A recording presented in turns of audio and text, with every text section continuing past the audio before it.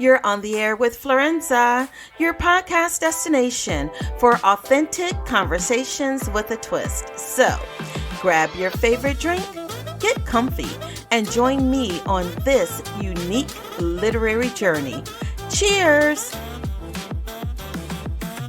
Jill Shalvis is a New York Times and USA Today best-selling author, renowned for her contemporary romance novels and romantic comedies. Her books, brimming with humor and heart, have sold over 20 million copies worldwide. Set in charming small towns, her stories often feature strong heroines and their furry friends. Jill lives near Lake Tahoe, drawing inspiration from her picturesque surroundings. Please put your hands together and welcome Jill to the show. Thank you so much, Jill, for joining me on this episode of On the Air with Florenza. And I am so thrilled to talk to you today about your book, Better Than Friends. But before we get started, as is my tradition, we are going to toast to a successful show. And I have a glass of water, and you have my iced tea. Iced tea, very good. And I got fancy for you, Jill. I put sure cucumbers in my water. I sliced those really quickly before we came on the air. So cheers. Cheers to you. Thanks for having me. Oh, that's great. All it needs is a little vodka. And by a little, I mean a lot. And by a lot, I mean the bottle. Listen. No judging. None at all. My trash can jingles. And it's the holiday season. I just sing jingle bells while it's going down the driveway. So I read your bio and I read a little bit about your book on the onset, but please tell the listeners a little bit about yourself. And my favorite question to start with is to tell us why this book and why now? Okay, well, I'm Jill Shalvis. I live in the mountains near Lake Tahoe and on the California side, and it's very rural here. So I was writing back in the day because I was bored. As for why this story, why now? This story has actually been in my head for a very, very long time. There's something special to me about childhood enemies that then become friends and then lovers. I just love that. And so it really stewed in my head for a very long time. And finally, I found the place to write it, and off we went. Nice. I love with this book that I felt like you went to the trope store, walking down the aisles, and you said, I'll take one of those, one of these, one of those, and give me just a little bit of that one. And you throw it in your cart. I wish there was a trope store. I also wish there was a plot store. I would be there for the Cyber Monday sale.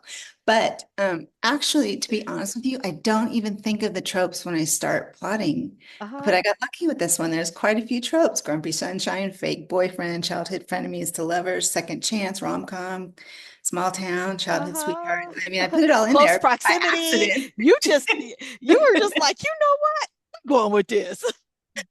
We'll throw it's some like spaghetti. Slap it up on a wall and see what sticks.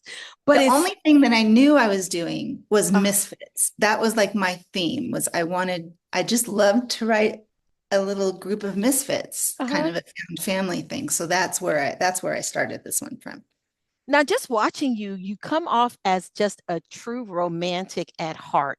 Am I reading that correctly? I mean, I am, but I'm also a little lazy. So, when you write romance all day long, you don't put it into your real life as much as you should. But I think about it a lot. It's in my head, baby. It's in my head. That's right. Read my mind. That's the next thing we need is something you can just connect to our heads that'll send out the signal, but then that may get us in trouble too. That may get us in trouble. You're a fellow writer. You know how it is. When you've written all day, you lose your words by the end of the day. Yeah. And you don't want to be bothered with any, like, at all. Here comes the vodka. I'm just saying. Now, in this particular book, Better Than Friends, we've just spoken about some of the tropes that were in there. And one of the things that stuck out to me was that it tells a story of complex relationships and second chances through your characters out of Olive and Noah. And it shares like their really deeply complicated past and how it resurfaces when Katie, is it, needs help. Talk to us about just putting all of that together and how much fun was that? It was a lot of fun. I guess I should really give the gist of the story. My heroine was raised by hippie parents, flashback hippie parents, and they lived off the grid.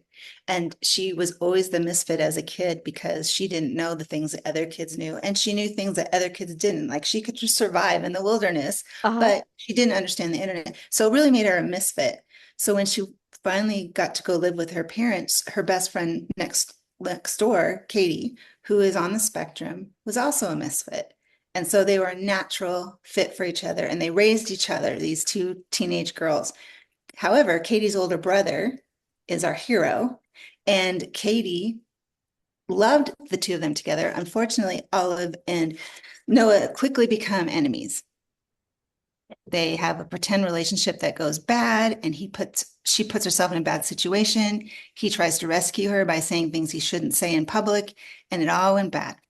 And so now here Oh, we are. The book is 20 years later, and she's back in town. those secrets that just surfaced. Did you have family members or friends that wonder if you were trying to like revisit some secrets or some things that Jill knew about from some past, and they were just like, okay, you're getting kind of close here, Jill. You're getting kind of close. I try so hard not to write real life because I don't want anybody to ever see themselves in my book because I don't always portray everybody in a good way. So I try really, really hard not to do that. But you're a writer, you absorb everything. I am so nosy and I eavesdrop on, you can be at the mall, you can be at the park, whatever. I eavesdrop on conversations. When people break up, why did you break Yeah, up? I have to know yeah. What happened? Who everything. did what? What was your motivation? I need to write this down. A second thing to the story that really stuck to me was the sense of self discovery for your characters. How do you find today in society today the importance of not just male, females, but just all of us in general, understanding who we are to our core? And how important was that for your characters as well? I think it was hugely important for Olive in this book. She really comes back to town because she's worried about her parents. They still are off the grid all these years later, and she hasn't been able to get a hold of them. And so that's the only reason she's back in town. She certainly doesn't want to revisit anything with Noah. And her and Katie have never stopped being best friends, so that didn't matter so much. But she came back to town and realizes that she had buried a part of herself, one maybe the best part of herself, all those years ago when she left. And now it all comes back out and she has to deal with it. And she has to realize she hasn't always been true to herself and how to be true to herself.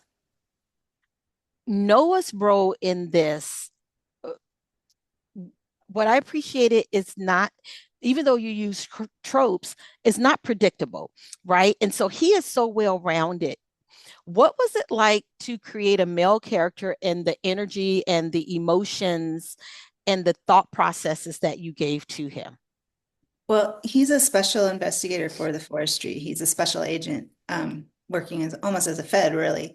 And so he is this guy who is calm and precise and extremely thoughtful in every word and every movement. I mean, his job, his life has depended on it many, many times. In fact, he's injured. He's on leave when the book opens because he's been injured. So I really created him to almost be her opposite and yet her mirror. Do you know what I mean? Mm-hmm, That. mm-hmm. So he's an interesting character because he doesn't put up with any BS. He knows who she is to her core because when you get to know someone when you're kids, you You really know know who them. they are, Mm-hmm. right? And like unlike anything else, when you're an adult, you never get to know people that way again, the way you do as a kid. So she's really looking in a mirror at herself, at her past, because he shared that past. And it was So I created him for that purpose. But I really loved how strong-willed and strong-minded he was and how unruffable he was. You couldn't ruffle him Yeah. until he realized that, he also had feelings. And then he became completely a wreck. It was Yeah. a lot of fun to write. When you were just sharing, one of the terms that came to mind was twin flame. When you said that he not only is her opposite, but he's her mirror. And Mhm. I just love that through these characters we see what that really looks like, right? And experience their relationship and their romance there. Another aspect of this story is the role of forgiveness, and you weave it in such a way that it's not again, it's not tropey, and I don't want to keep saying that, but it was very organic. Did you find that you had to revisit that part of the story multiple times, or were you able just to kind of put that out there and it stuck? I had to outline this one very deeply because I knew I would lose my way and forget all the little threads if I didn't. Uh-huh. So I was able to keep it together that way. And again, the tropes thing, I realized that there's a lot of tropes in there, but I didn't realize until after I was done. So maybe that's why it's more organic because I wasn't set out purposely to Yeah. do. Now, did people or did your agent or others say to you what those tropes were, or did you just start identifying them afterwards to say, "Oh, that's a little bit of that. That's a lot of bit of that." Well, on social media now, a lot of times you see authors putting up the cover of their book and then around the cover, they put the tropes. And I thought that was so kind of cool. And that was the first book I actually, after had written it, I wanted to do that graphic. So that's how come I know what the tropes are, because I had to go back and think about it. And I just got lucky that I had them in there. Uh-huh. That I it mean, come on, worked. romance is nothing. Romance tropes belong in a romance Yeah, because people like certain things. It's just an easy way to tell the reader, hey, this might be your bag of tea. yeah, yeah. You built in some tension in the romance, which was Mhm. was very nice. So, are you in your personal life, do you like that kind of tension, or We are talk you about sexual tension. come up, girl, all kinds of tension. Okay. However, Yeah, the tension might come. it's a sexy book for me, attention wise, sexual tension wise. I really did have to put that up because they had things to solve before they could, get Mhm. happy. Mhm. And so that just naturally built the tension because she never stopped liking him and wanting him. And I would say he never stopped either, though he would deny that. Mhm. Mhm. I And then I took like them on that. that road trip and they got stuck in a storm. And, things happen. I found myself thinking of one word or a phrase when I was reading that, and it's like life's messiness. You had a way of just bringing the messiness to the forefront, and it wasn't quite like watching Jerry Springer. My daughter watches Jerry Springer all the time, right? And she's 36. And I'm like, why do you still watch this? Like, you've been watching this since you were 17. What is wrong? She's like, because it reminds me my life is not as bad as I think it is. Yeah, I mean, this book does have a sense of it, she's a train wreck. Olive is a train wreck and she has things to figure out. Uh-huh. It was fun. Do you find that by writing some of the messiness that it prevents you from having these same messy situations in your life, or do you kind of go, I'll have figured that out. Maybe I can introduce some messiness to my own every day. I mean, I think it goes back to the fact that fiction is more fun than truth. And, maybe it's a little bit of that Jerry Springer effect. Yeah, I mean, you don't want to open up a book and have them be in love on page one. I had to mess things up a bit. you mess it I up a had to lot of it. I did. You have to make them both the person that they're supposed to be with and yet the absolute wrong person for them. And it has to be that way for conflict. And I will say I cheated by giving them a pass. It's a built-in conflict. Mhm. So there was a cheat there. Yeah. Made it easier. If you found yourself stranded on a deserted island, like it's just you, which one of your characters, and not just from this particular book, but we are talking about Better Than Friends. So let's stick it with Better Than Friends. It would Which be Noah. character? Absolutely. With that, I would not even hesitate because Noah can do anything. You want to do it when you're stuck on an island. You do. You do. Not unless you want to be doing it. I don't want to be Right. doing. And he is a doer. Like he can figure anything out. He can fix anything, build anything, do anything. If all your characters were sitting around a Thanksgiving table, we just had Thanksgiving, and by the time that this airs, we'll be looking closer to just finishing New Year's. So let's just keep it on New Year's. If everyone is sitting around the table for New Year's, who would be the one to start the most drama two Katie, seconds before Katie? the best friend, Katie, the best friend. She cannot help herself. I loved her character so, so much because she, in some ways, was Olive's moral compass, and her roadmap. Because with Katie, she only can speak truth. She can't lie. She doesn't understand sarcasm. She is just a walking truth ball, whether you want to hear it or not. Yeah. My And I niece think is on a spectrum, and let me tell you, whoo-wee, honesty. there are no secrets when Katie's around because she cannot keep them. Nice. Do you see a part two to this story, or um, has everything that needed to be said so that the reader walks away completely fulfilled? I hope the reader walks away completely fulfilled. I have an epilogue in there. I do have a little calling to write a short story for them a couple years down the road, including Katie and her husband. And so maybe stay tuned for that. Okay. All But right. this series, the Sunrise Cove series, which is what Better Than Friends book is in, there's a series of standalone books that all take place at Lake Tahoe. So there's no crossover. So you can read them in any order. If you're worried about having to start with book 7, don't be. There's truly no crossover. But I do intend to do some novellas down the road for them. Oh, great, great. Where are the listeners able to engage with you and learn all things Jill and what's going on in your life and Mostly creatively? Instagram, I'm there. I also do a blog once in a while, and the best thing to do is sign up for my newsletter off of my website because I do a lot of fun giveaways and tell silly stories, and I do a lot of picture taking myself. So if you want to see some gorgeous shots of Tahoe or where I live, sign up for the newsletter or come find me on Instagram. I know your background is so beautiful. I have books behind me, but we have a portion of our land as well that looks very similar to yours. And it's just so beautiful looking at what you see on an everyday basis. It really truly looks like one of those fake backgrounds. No, and it's not. I write out there. Beautiful. I see why. I see why it's absolutely gorgeous. Thank you. What's next for you? What are you working on that the readers can kind of get excited about? Well, Give us a tease. I will. I just got the uncorrected proofs, which are called advanced reading copies for my Mhm. next book, which is June. It's called The Love Fix. So we're still like correcting some things on that. And that story I'm pretty excited about. It starts off with two estranged sisters, and a very unexpected love story occurs between the oldest sister and also the youngest sister. They kind of both get their romance. Ooh, very nice, very nice. Now, we've come to the part of our show that I call One for the Road, where I ask a series of this or that questions. But in lieu of that, I thought it would be great to have you to do a quick read to us, if you don't mind. Sure, like the back cover copy, is that what we're talking about? Sure, All yes. right, here we go. When Olive Porter's off-the-grid parents go missing, she reluctantly seeks out Noah Turner, her ex, and the only person she both trusts implicitly and not at all.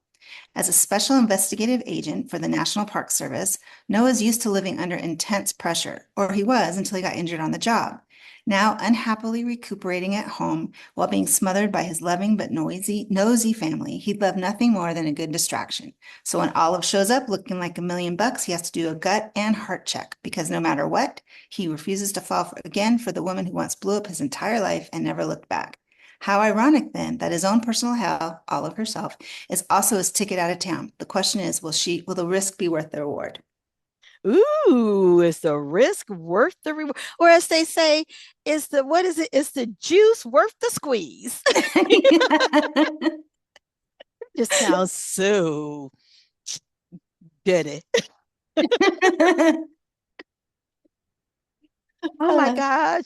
This This has book, been great. thank you so much for having me. The book comes out in January, and Yes. We should do a giveaway when we post this blog or this podcast. Oh, that would be great. That would be I great. can, yeah, I'll provide a couple of books. We can do a giveaway. So stay tuned, right? Stay tuned. Well, thank you so much, Jill, for joining me. Thank you for having me. And this wraps up another episode of On the Air with Florenza. You may follow me on all social media platforms under Florenza Lee or via my website at florenza.org. Until next time, cheers.